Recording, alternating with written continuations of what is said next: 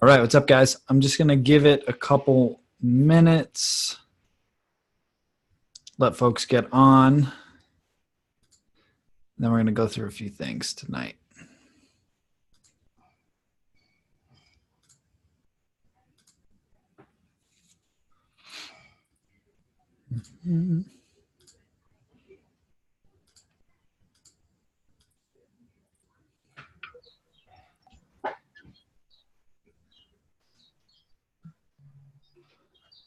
What's up, Kasim?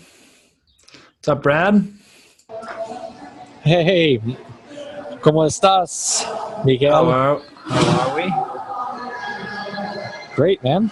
Sitting at the airport in Puerto Vallarta. Oh, cool. Wait, where are you? Puerto Vallarta. Came down for my birthday. Where? I don't even know where that is. It's on the west coast, on the Pacific coast of Mexico. About halfway down, it's a massive bay. So, like, think Monterey Bay in California, and it's a huge resort destination. It's a 3.5 hour flight from San Francisco. Wow, good for you. That's cool. Yeah, we're down 6 days, so we're boarding here shortly. I just wanted to hop on, and since we couldn't make the call last week, we were on the road, and just participate and share a little bit about our San Diego experience over Memorial Day weekend. Yes, I would love to hear that. So why don't you lead us off and share that, and then I'm going to go through a couple different things. So one of them was that article that I posted about Airbnb changing the fee structure, so we'll talk about that.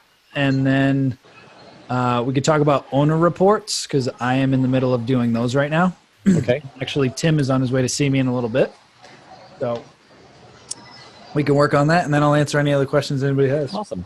Well, actually, when so I appreciate the invitation to share about our San Diego experience. Hagi and I are not prepared because we literally went right from San Diego into vacation mode. So we'll be on next week to discuss San Diego. We have a chance to review all of our content.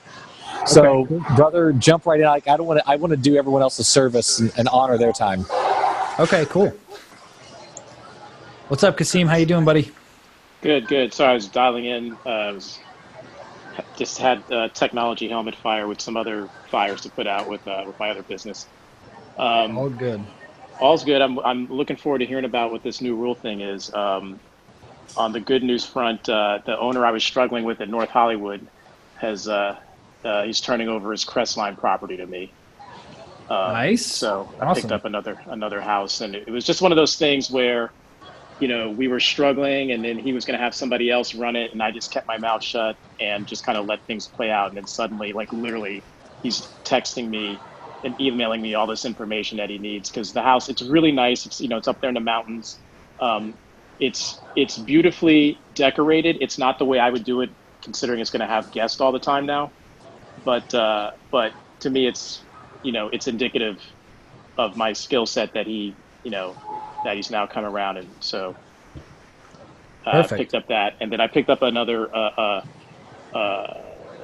Just like you said, if you let people know, they come to you. So I have another friend that just lost a roommate, and so I picked up a property in Dallas, of all places. Like it's just a room and a 2-bedroom, but it's a market I intended to go into. So Beautiful. yeah, so it's pretty. So cool. what is that, up to 4 listings now? So let's see, 1, 2, 3, 4. It'd be technically 5. It'll be back to 4, because I think that lease in Dallas ends in a couple months. Okay. But why not?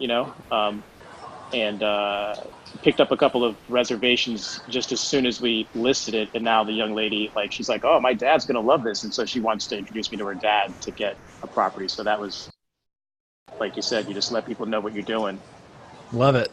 Yeah, that's it. It's just, I know we try and, it sounds harder than it actually is, but once it can take a little bit of time, but literally before I hopped in here, I just had somebody leaving the office, and they were like, hey, can we get together this week? I'm really intrigued by what you're doing, and I really want to pursue this further. And I'm like, yeah, for sure. And you're just talking shop. And if they like it, great. If they don't, that's fine.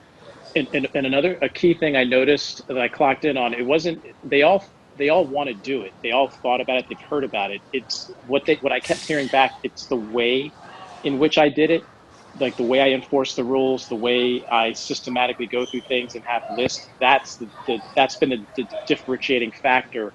It's a business. You have It's a systems. business. Yeah. And everybody else is just like, oh, I'm going to get some sheets and put them on the bed. And if there's, that kind of thing. So, Yep. Yeah, I mean, if you guys were on the call that I had with Tim last month, he said the same thing. That was why he ended up going with me, was just because I alleviated all his concerns with our systems and lay that out up front. So one lesson learned I'm just going to share real quick before we get into this article. So I had a roughly 30-day booking for the entire month of July for one of my like flagship properties that I love. So I was on track. That property was going to bring in $8,000 in July, which I get 25% of.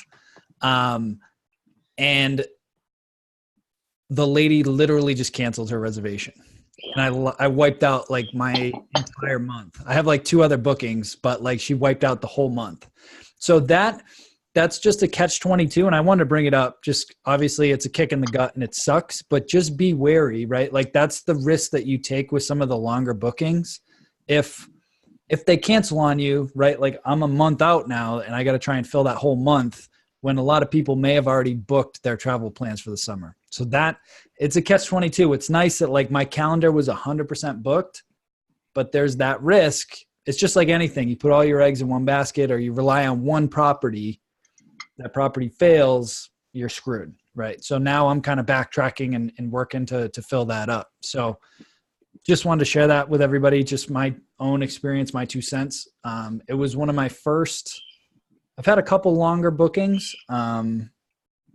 Ironically, I find a lot of them happen when you first launch a listing for whatever reason, but I hadn't gotten one in a while. And when they booked the whole summer, I was like, okay, sweet, I'll take it. And came back to bite me a little bit, but it is what it is. So just wanted to share that. Go ahead, Kasim. Oh, just to what you just said, I had a woman when I put the North Hollywood Hills house on VRBO, like things were booking here and there, and somebody came and they wanted 2.5 months, and it was for like $22,000.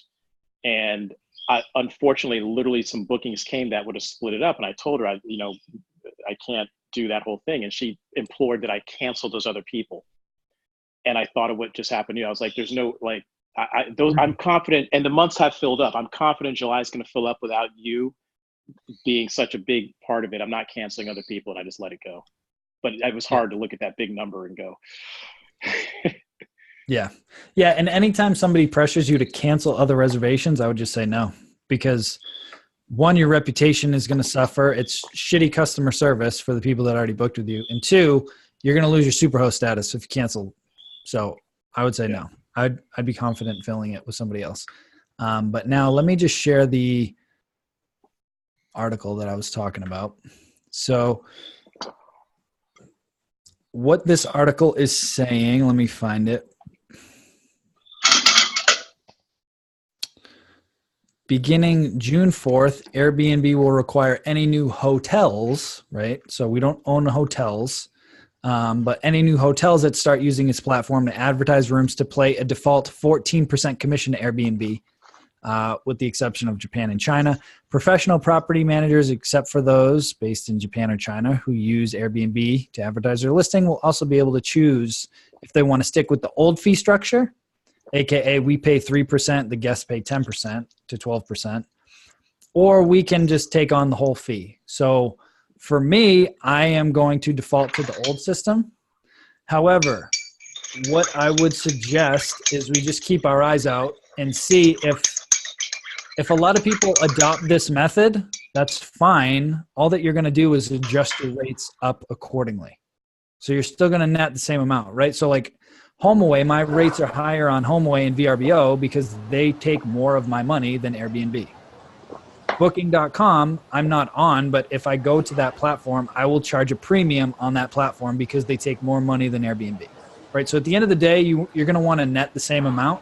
I'm just going to boost my rates by 14%. That's it. Would you be boosting by 14% or 11% since you already had the 3? Well, yes, exactly. You know what I mean. So I would boost my rates to make up the difference. Okay. So it's just basic math. So I wouldn't freak out about it, but it is something to keep your eye on to make sure that you're staying competitive. If everybody in your market all of a sudden shifts to take on that whole fee, but their rates look a little different, I don't know. I would just keep an eye on it to see how that plays out. It also seems it would be interesting to see how many existing hosts maintain the old fee structure, because it looks more appealing when you're searching on a nightly rate. So where you actually show up in the listings, especially if you're on a premium property, say $200-$300 a night, that 14 points can make a big swing. Whatever the reality is, they get their heart set on another property where that fee structure doesn't show up until after they've selected their dates. Yep, for sure. And worst case scenario, if everybody still went that route, I would just, like I shared with you guys last week, I would just adjust my fee structure and include an additional like community fee or a management fee of 14%. And then I would just offset that difference one way or the other. What's up, Danny? How are you, buddy? I am good, man. I was actually on campus this past weekend for my 10-year reunion, which is freaking scary. So, so Danny is a recent graduate from my alma mater, and he's a fellow lacrosse guy, and he has enrolled in the program and is ready to kick ass and take names with Airbnbs. So I'm super pumped to have you in here, buddy. Thanks. Happy to be here. So what I was just talking about is there's going to be some potential changes to the fee structure inside of Airbnb. So as it works right now, Airbnb charges us, the host, roughly 3%, and then they charge the guest about 10%.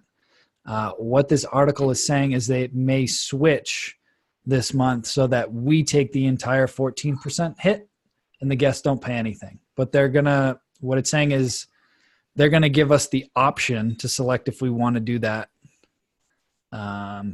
Or if we want to just maintain the old structure.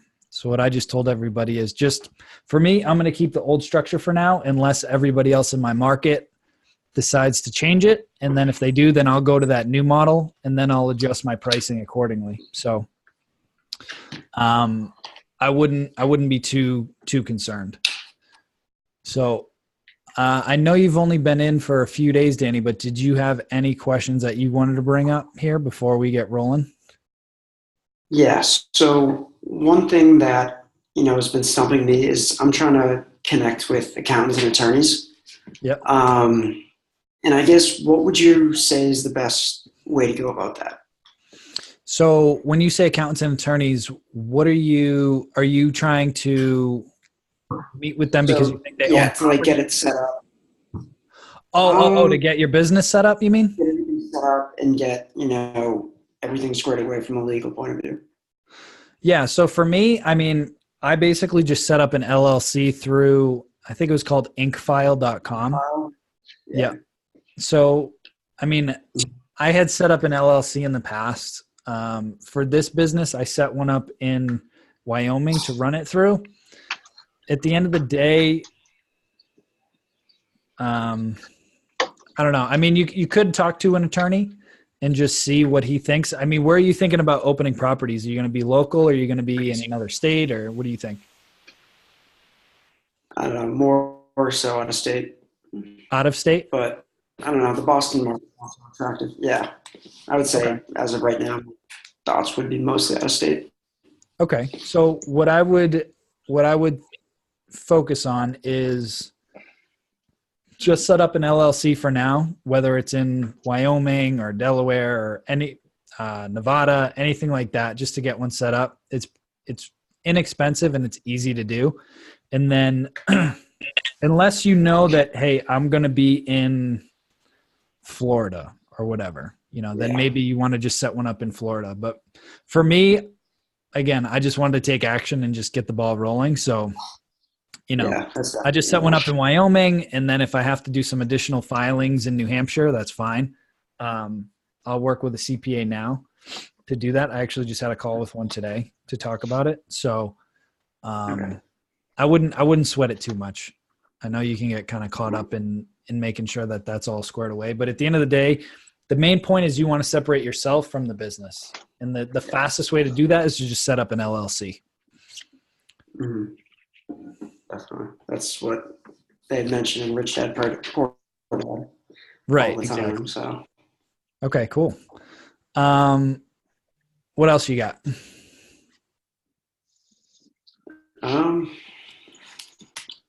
Not really much on the top of my head right now. Literally at work right now. So. Okay. All right, cool. Figure it out. That was my main question for this week. Okay, sweet. So you have access to the Facebook group now, right? Mm-hmm. All right. Yeah. Just want to make sure. So anytime you have questions, just post them in that Facebook group and then go from there. And so then what I do on these calls is I'll typically cover 1 or 2 topics and then go through the Facebook group, answer any questions, and then answer anybody's questions that's on here live with me. So as an example, are these recorded? Yep, these are all recorded, and then I post the links into the Facebook group. But I found I used to just go live in the Facebook group, but then you don't really get this like face-to-face interaction. So I changed it. So now we use Zoom. So it's more interactive. We can have conversations, and then I just post the recordings on Facebook. Cool. So Chris Petsy asked, how do you handle noise complaints other than using Noise Aware and messaging the guests to keep it down? What if they don't? Can we kick guests off of the property if they don't abide by the house rules? Yes. So we use Noise Aware in all of our properties. So if I get a text message that, they're setting off the noise detection, I'll typically message them and just say, hey, just want to give you a heads up. Like we mentioned in the house rules, our quiet hours are from 10 p.m. to 8 a.m. And I actually just got a noise complaint from one of our neighbors. So if you could please tone it down, we greatly appreciate it. Otherwise, we're going to have to ask you to leave. And I would hate to ruin your trip. Hope you can understand. Let me know if you have any questions, Kristen. Right. So the account's under my wife's name, so I always sign everything under her.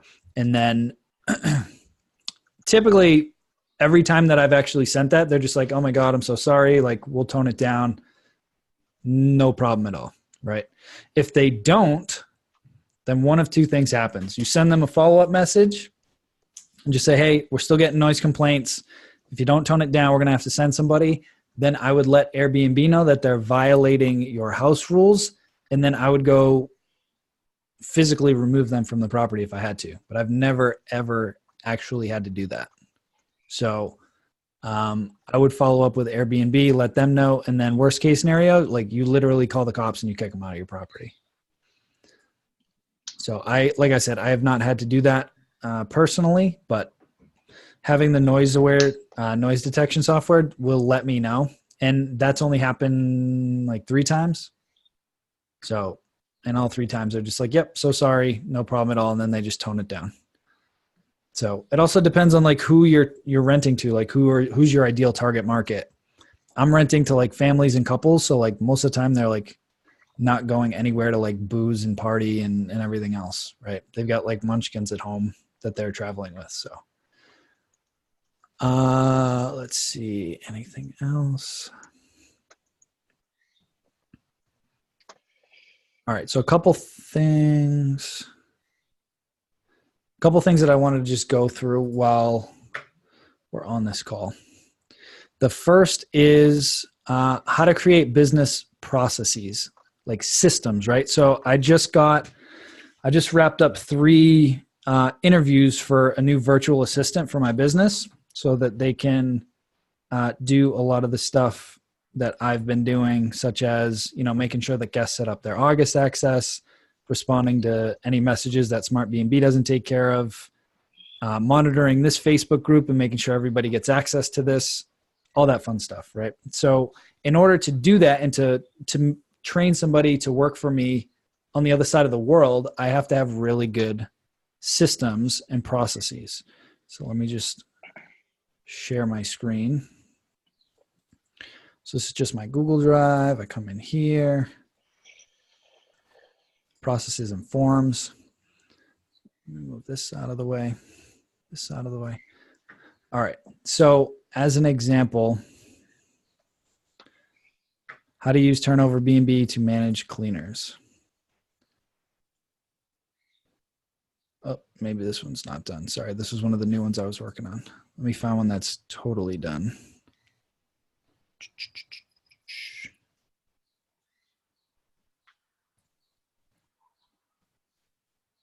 And so what I'll typically do is I'll create a video that they can click on, and it'll take them to exactly, it's like step by step how to do everything. So there's a video tutorial that I send them a link to, and then there's like a physical copy that they can follow step by step. So it's like, okay, follow the steps in the video tutorial. The reports are located at this location. Create a copy of the previous month's report, save it as the current month, log into Smart B&B, click on the metrics tab, click to the owner reports dashboard,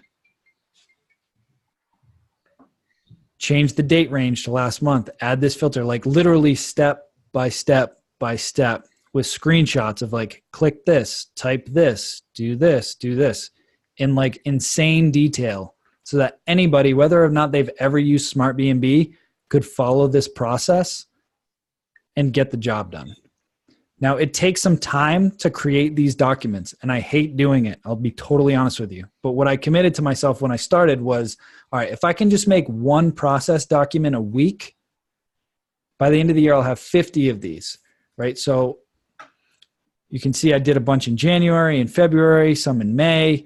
Like all these, I try and compound them over time, right? So how to start each day with Smart B&B, how to use the August Home app, how to use Turnover B&B, which I got to finish up, how to do the bookkeeping, how to update my MailChimp database, how to create a new listing on Airbnb for me.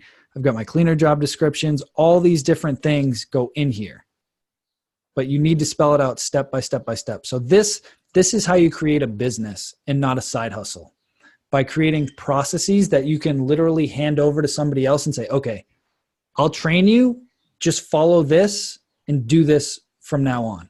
And you got to spell it out exactly what you want so that you get consistent results. I do the exact same thing with my cleaners. They have a full-blown cleaning manual, right? So if I'm following this process, right, I go into Smart B&B. Let's just go to the home screen. Click metrics.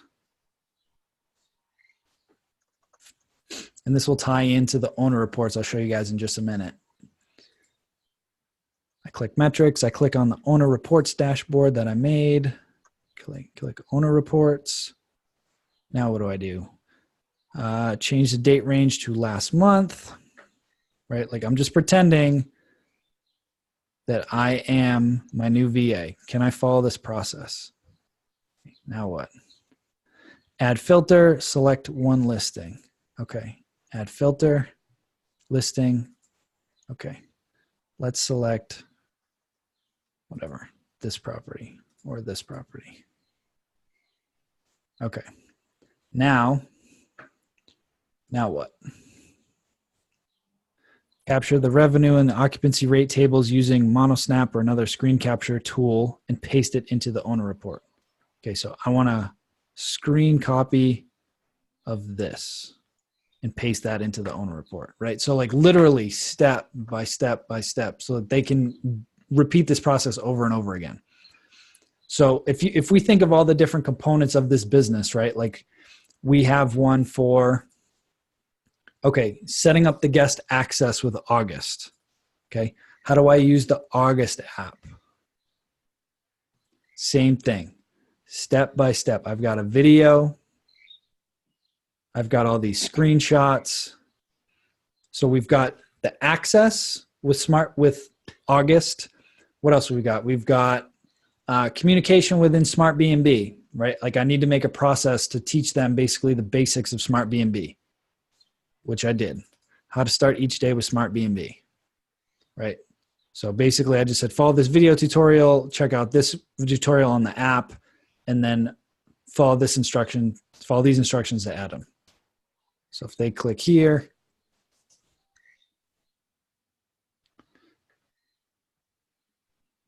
right, and they have this whole process of like, okay, you're going to check this, check this, check this, check this.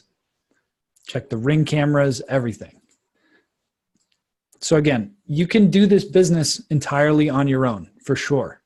But my goal is to teach you how to create a business that doesn't rely on you. So like if I go to Atlanta to spend a week with my brother, my business will chug along without me. Even if the goal should be I can shut this damn thing off for a day, 2 days, a week, and turn it back on, and I'm making more money than when I shut it off.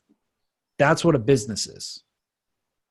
So in order to do that, you need to have all these processes laid out, right? In the course, I walk you through all the tech that you need in order to eliminate 95% of the business, to automate it, I should say.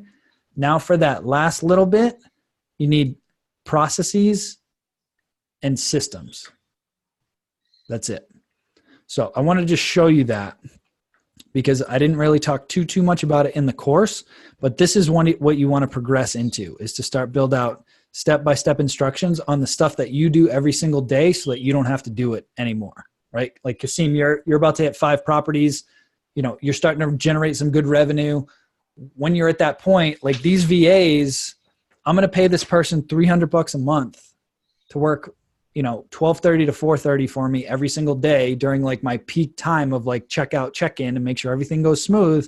And then if it works out and I bring them on full time, it costs me $600 a month, right? Even if I hired 3 or 4 of these people, that's a full-time team 24/7 for $2 to $3 to $4 grand, and then it won't rely on me at all. The only thing I'm doing is finding more deals and teaching you guys. That's it.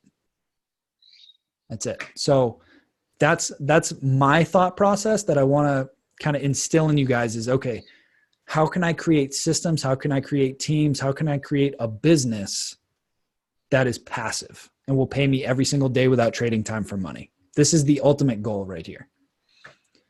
And so now that we are towards the end of the month, I'm just going to show you an example of an owner report that I would send out to one of my owners, right? So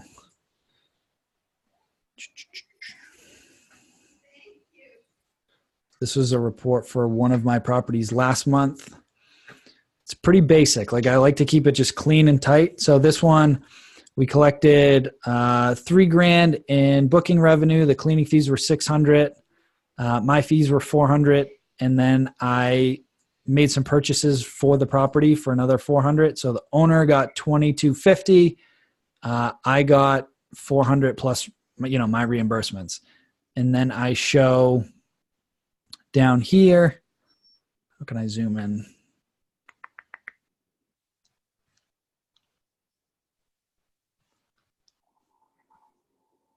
Can I zoom in? Come on.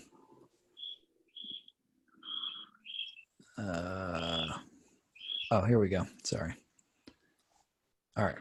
So now I pulled this little excerpt out of Airbnb. And so the market occupancy rate was 36%.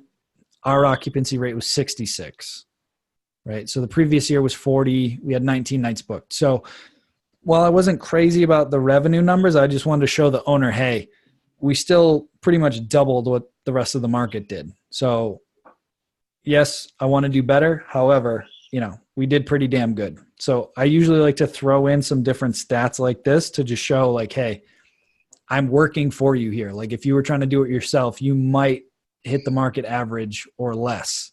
We almost doubled the market average. I'm going to have a breakdown of all the reservations at the bottom. For another property, this one's a little funky because this is on their Airbnb profile, so I can't get all the data I need to include like guest reviews for some reason, which is a little frustrating, but let me just pull up a different one just so you can see. Actually, I'll just share Tim's because you guys have met Tim. So this was Tim's report from last month. He's going to be very happy with this month because we did much better this month too. So his, I include a little more detail. Like I said, he loves his numbers and graphs and everything. So I like to give him what he wants. So booking revenue, $3,258, cleaning fees, $700, management fees, $400. And I picked up some supplies for his place. So he's still going to get $2,100. His occupancy rate was 66%. The market average was 32. So we literally doubled the market. Average nightly rate was 170. The market was about 168. And I include his latest reviews. You know, what a wonderful space, clean, modern, welcoming, cute apartment, super clean, great place to stay, blah, blah, blah. So I like to include all these different pieces in his report. But at the end of the day, you're just going to want to have some type of summary that shows the breakdown of how much the property brought in, what were the expenses, and then how much is the owner going to get paid. And so I send this report out. I'm going to be doing this tonight and tomorrow. Actually, you know what? We can just do it live if you guys want. And I'll show you how I do this. So I make a copy.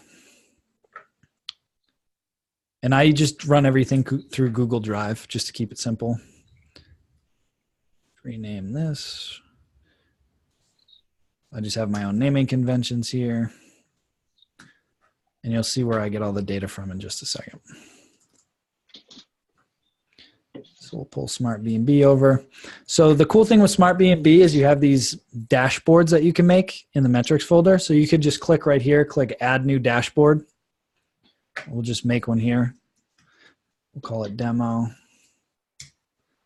And you can select which KPIs or which metrics you want to add in here. So I usually add revenue, occupancy rate, the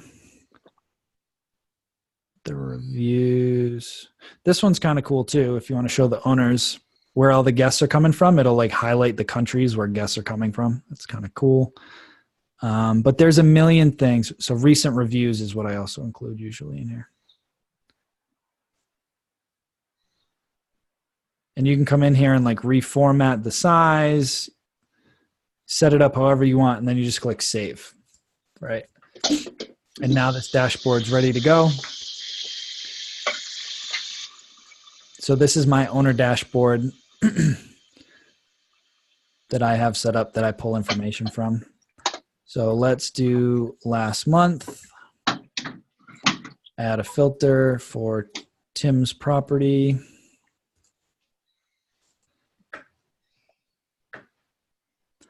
So his occupancy rate was up and I know his revenue was up. So if I click on this, so this is what you want to see, the payout right here. So his payout, basically total revenue was 4343.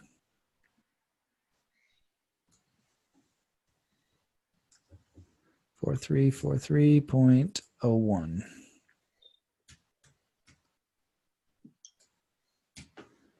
Cleaning fees. Then I go to turnover B&B. Log in.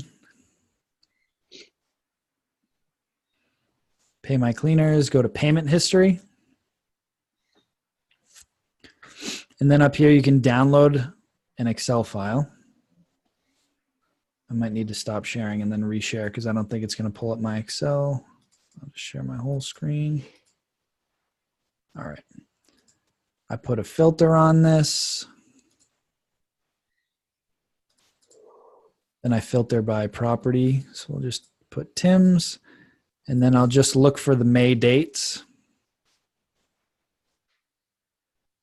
So his total cleanings were 945 for the month. And actually, let me get rid of this one because this one says voided. So let's do this again. Total cleanings are 866.25.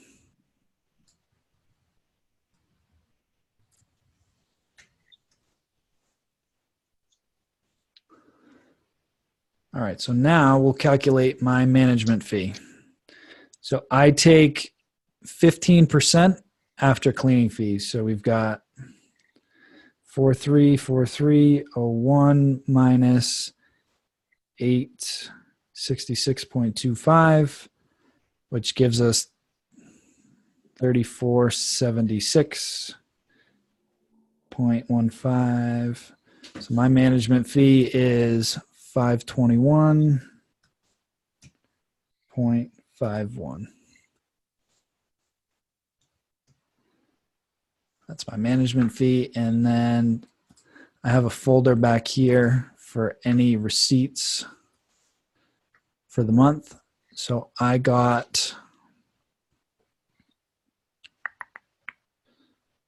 spent $98.53, but this needs to be broken up because I bought 2 sets of towels. So let's see, $21.47. Actually, I'll do this. Yeah. 21.47 plus 35.63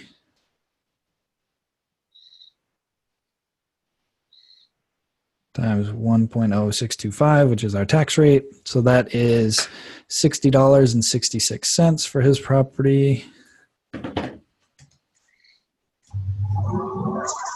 All right. So now let's do some math. 4343.01 minus 866.25 minus 521.25, 521.51 minus 60.66. All right, so Tim is going to take home. Hey, so flurry of stuff. I got a call from the IT person for A24 Films about that was a referral from Lucky Chap. And yeah, so he kind of explained the situation and gave me this big list of what it needs to do. And I sent that list over to Trent. Kasim, are you talking to us or are you on a phone? Basically making sure that the Avaya can do what it does. All right, I'm going to mute him. Cool. So now what I would do to get some of this data, I'll show you guys where I get that. So I go to Airbnb.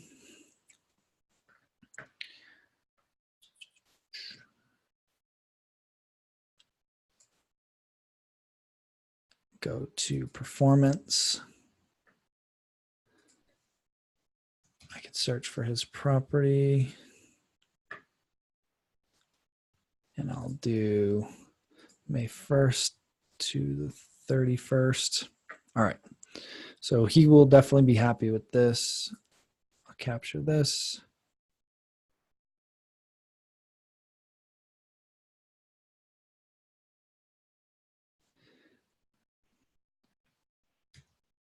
Paste that in here.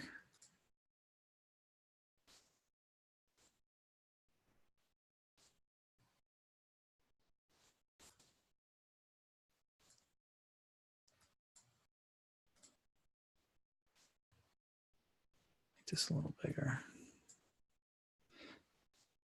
Put that in there. And then I will take average nightly rate. How did we do? So average nightly rate was 193. Market was 204. So we're a little less, but our occupancy was double. So I don't think he's going to complain about that. And I'll just copy this.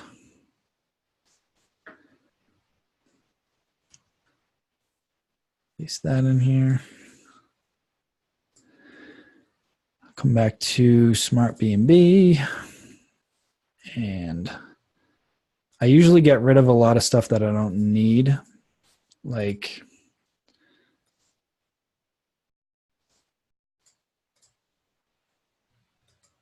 so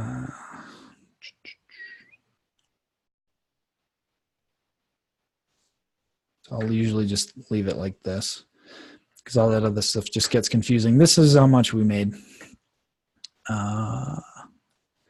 Grab this. And so now this is what I'll be training one of my virtual assistants to do for me, and then I'll just review it instead of me doing it. But as you can tell, like it's not a huge amount of time, but at the end of the day, it's really not the best use of my time.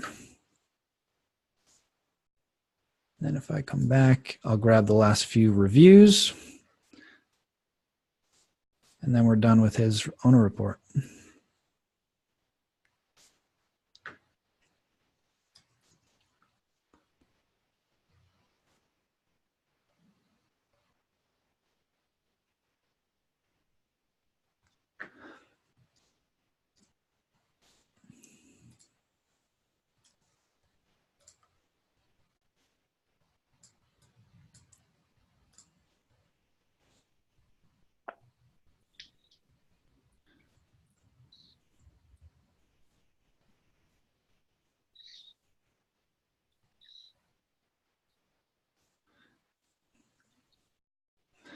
And that's pretty much it, guys. So I change this to May, save it, and then I just send it off. I email it as an attachment. And that is how I do my monthly owner reports. So I'll probably split up this coaching call and put this out on the platform just so you guys have it. At least this piece about creating an owner report. But that's what I include in mine. Each month I might tweak it a little bit to include a little more, a little less, whatever I need. But at the end of the day, these are the key pieces right here. At the end of the day, this is what they care about. And then I just log on to, I send them this, I log on to my bank, and I just send them an ACH transfer, and it's in their account by, the 15th of the month at the latest. So that's how we do it. You guys have any questions? Danny or Kasim? No. So Kasim, for your properties, are they all co-hosted, or did you No. lease any of them? One's leased, and the other three are co-hosted, and I am talking about leasing another one. Okay. Here in LA. And what are you seeing for cash flow on the leased versus the co-host? Was it pretty much in line with what I had on like the webinar, where like you probably make a little more with the lease, but you got to put some of your own money into it? Yeah, but the lease, that's the thing. You're hang on, let me just kill the volume here. You are putting your money in now. Depending on the building, it's not a lot of upfront, because they don't have a lot of what I call the conglomerate buildings. The deposit's all of $500 or $900 or whatever. It's not. A one bedroom in the luxury buildings is around 2,300 or so. So you're not putting out $6,000. Yeah. And then I have a discount furniture place where I can get it furnished for, probably less than $5,000, with good solid furniture and everything. So that's the downside. But I'm in control of it. I don't have to talk to an owner about, I don't have to have that conversation about, I can just try things out, do what I want to do. So that's the upside. Yep. Whereas just as you were talking now, the owner of the Crestline property just gave me a big list of stuff. And a lot of times it includes vendors he's used. And now I got to vet those people and kick some of them out. And, it's a good problem to have, but I haven't written off getting my own leases for sure. Reason. Yep. And like I tell folks, this is a nice way to get rolling because with the co-hosting, I literally have no money in this deal whatsoever, zero. And that's the nice part. It's a nice way to get started, and then I'll build up, right? 6 properties. That's, $3,000 right there. Okay. Within 3 months, if I really wanted to, I could go get a lease on a property and get my own going. And then it just snowballs, right? So, I've purchased property and I've co-hosted. I have not done the leasing. If I find a market that I'm really confident will kill it, I will do a lease. But for right now, I'm comfortable with the returns I'm getting from this. But that could very well change. Like I said, if I find something that I'm like, ooh, I definitely want in on this market or on this property, then I'll just do it. But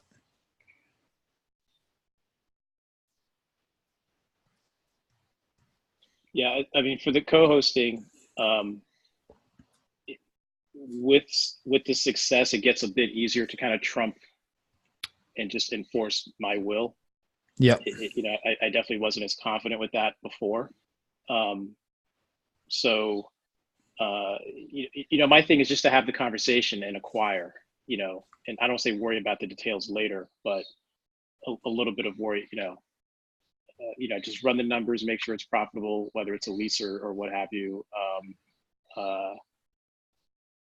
And then, just go from there. So it just so happens that everything that's been acquired the last 2 months, this has been people coming to me, and it's been a co-host.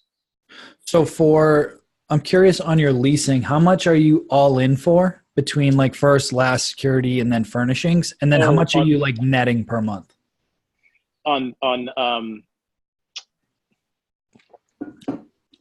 Netting, I'm all in on this downtown building for about,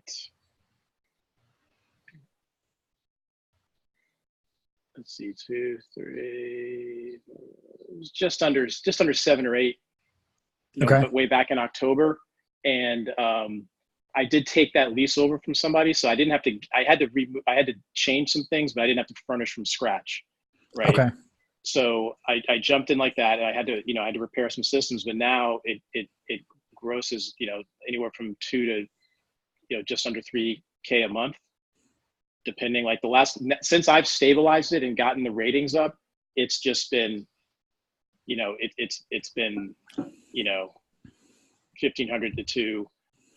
We had a crazy month in January where it just filled up, but it seems to be what it's stabilized. But this is also a 1-bedroom, and you kind of talked about not getting any more of those because it's downtown and there's a lot of 1-bedrooms.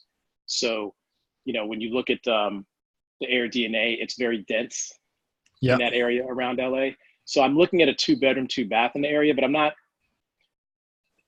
not sold on it, but I've missed out on enough reservations because I only have that 1 unit. I've had a couple people want to come back.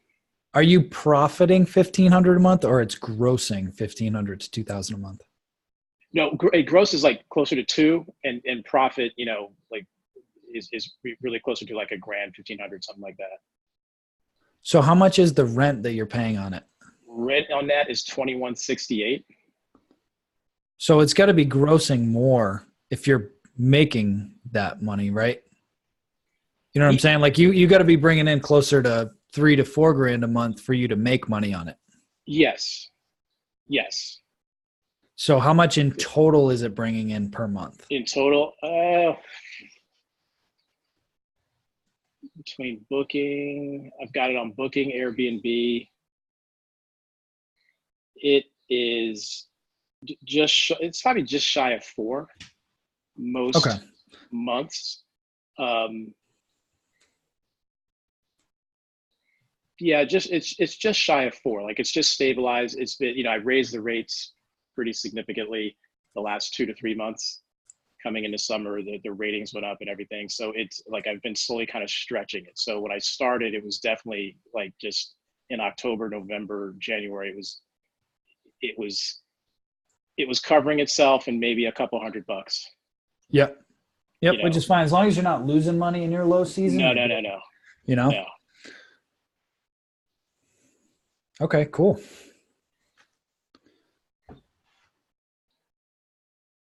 All right, guys. That was what I wanted to talk about tonight. Do you guys have any other questions?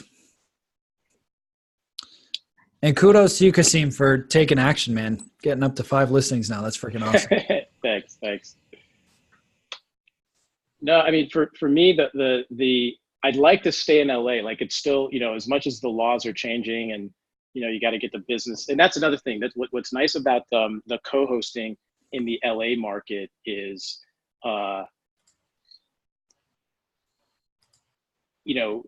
each owner, if they have one, the business license process, it says 4 units and under. So I don't know yet what dissemination they're going to make. But, now it's not my problem. I'm not going over 4 units just under my name on a lease. You know what I mean? It's every business owner has to, every property owner I deal with has to do their own thing, get their own license.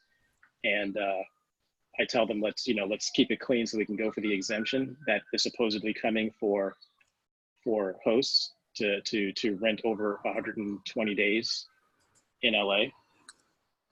And but it's not too much of a concern because I can always, sorry, fire engines. All good.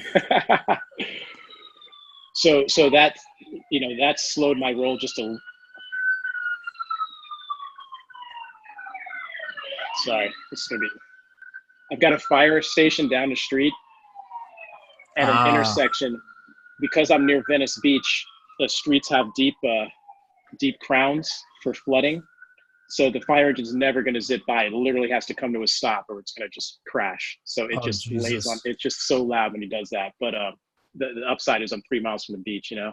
I could hate it. Yep. So yeah, with the LA laws, you know, that are supposedly coming, and yet they're carving out all these exemptions, I'm sure, for the bigger players.